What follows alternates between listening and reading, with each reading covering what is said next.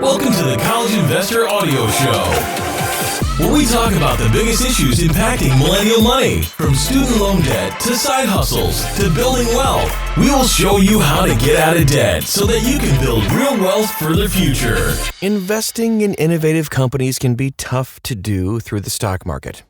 By the time a company has an initial public offering or IPO, the company has already gone through a huge growth spurt.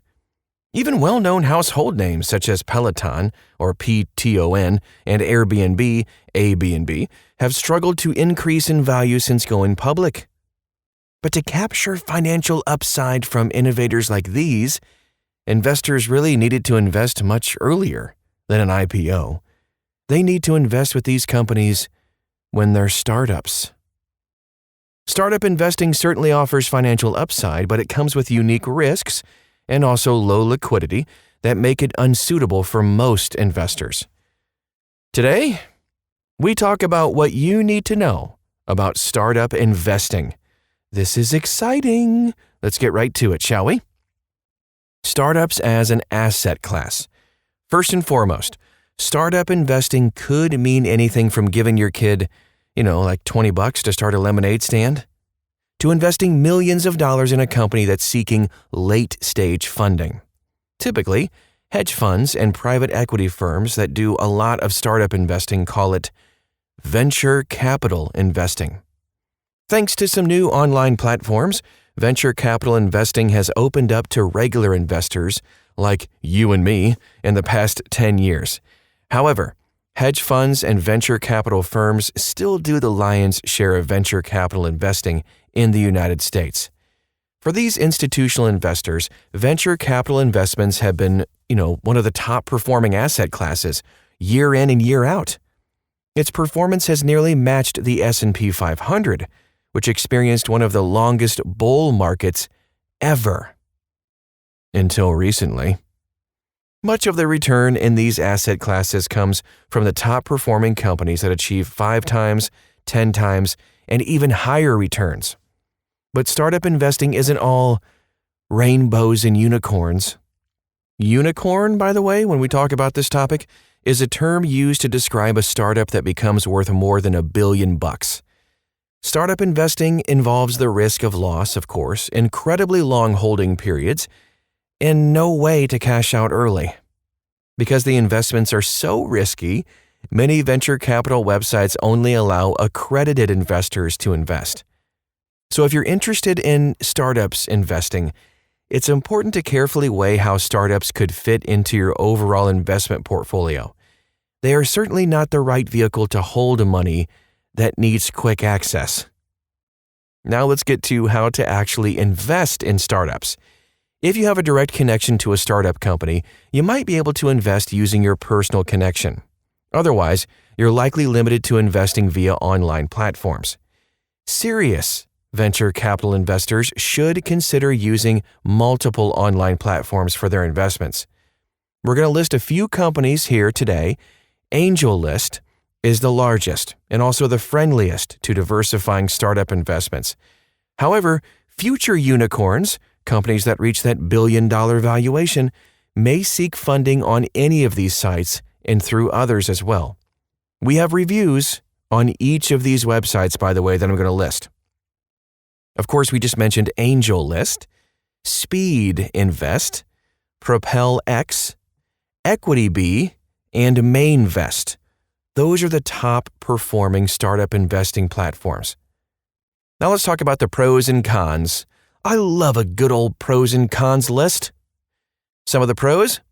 Of course, opportunity for huge returns.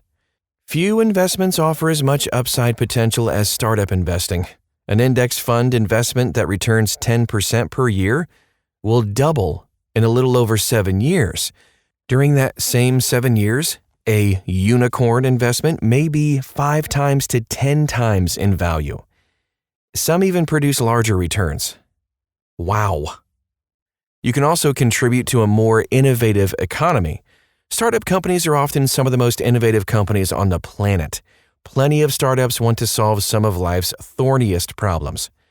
As a venture capital investor, you can invest directly in companies that are creating tech that will become ubiquitous in under a decade, solving supply chain issues, reducing fossil fuel dependencies, or developing life-saving technologies. This could give a sense of pride. You can also invest in people you believe in. Some angel investors focus less on a startup's aspirations and more on the people leading the startup. As an angel investor, you can invest directly in the people that you think are most likely to make positive changes and produce economic returns at the same time. This can be a particularly compelling reason to invest if you have a personal connection to a startup founder. And of course, with every pros list comes the cons. Let's talk about 3 of them right up front. Startups are risky. Investing in startups is huge risky business. Plenty of startups fail to launch. They run out of money before they manage to find a market for their product or service. Others create an amazing product, but larger competitors manage to squeeze them out of the market. Venture capital investors have to be okay with seeing deals go to zero. Illiquid investments. We've touched on a couple of these already, but according to AngelList, most startups have a 7 to 10 year holding period before they have an exit event. The money you invest in startups could be locked up for a decade or more. Typically, investors have no way to access their invested funds, even if they need the money. You might lack the skill needed to invest in the startup space.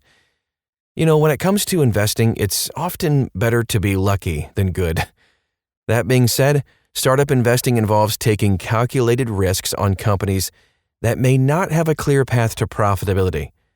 Figuring out how to evaluate these companies involves both luck and skill. You might be overly bullish on certain types of companies, only to find out a decade later that they were all duds.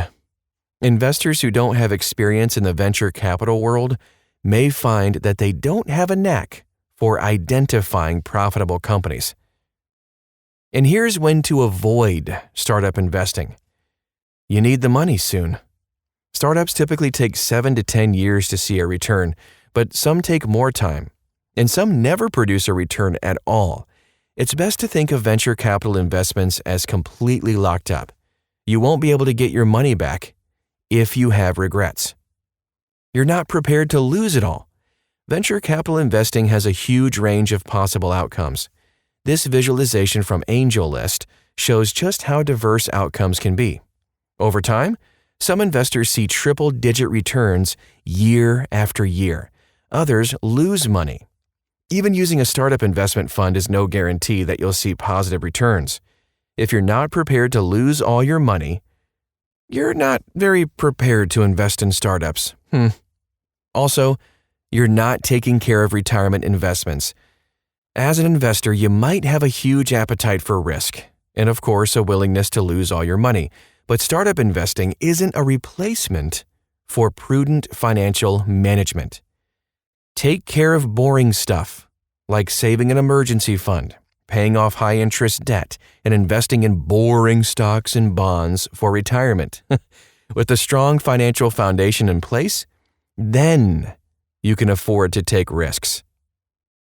And that is our show for today. I hope it was helpful, at least got your wheels turning and maybe answered some questions you had as well.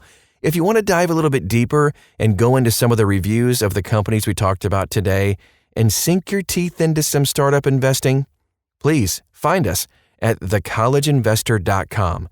That's thecollegeinvestor.com. Also, we'd love to get to know you too and see how you're doing. You can follow us on social media. We're on pretty much any platform. Just search for The College Investor and you'll find us. Thanks again for stopping by today, and we'll talk to you again real soon.